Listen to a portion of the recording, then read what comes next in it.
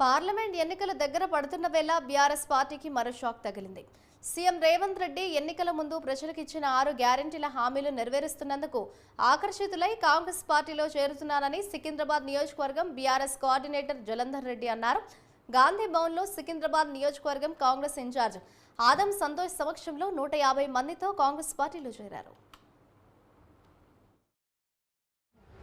మరి సికింద్రాబాద్ లో మరి టిఆర్ఎస్ మరి సికింద్రాబాద్ కి చెందిన ప్రముఖ నాయకులు కార్యకర్తలు మరి 5 డివిజన్లకి వెళ్ళి కూడా ముఖ్యంగా సీతాఫల్ మండి డివిజన్ నుంచి ఈరోజు పెద్ద ఎత్తున మరి బీఆర్ఎస్ నుంచి కాంగ్రెస్ లో జాయిన్ అవ్వడం జరిగింది.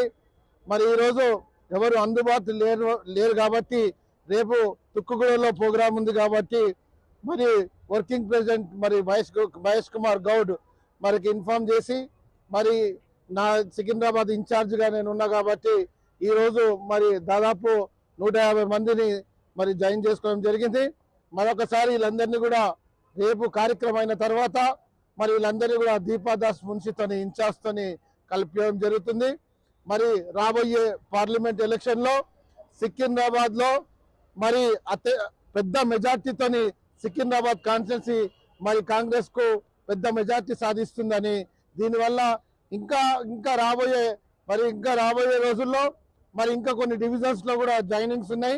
మరి వాళ్ళందరినీ కూడా కలుపుకొని పార్లమెంట్ ఎలక్షన్ లోపల వాళ్ళందరినీ జాయిన్ చేసుకొని అత్యధిక మెజార్టీ మరి సికింద్రాబాద్ లో సాధిస్తామని నేను తెలియజేస్తున్నాను. కాన్స్టిట్యున్సీ కోఆర్డినేటర్ గా నా పేరు జలంధర్ రెడ్డి.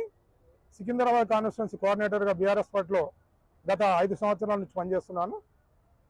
ఈ రేవంత్ రెడ్డి గారి ఏదైతే 6 పథకాలు 6 గ్యారెంటీలు కాంగ్రెస్ పాలనలో అమలవుతున్నాయో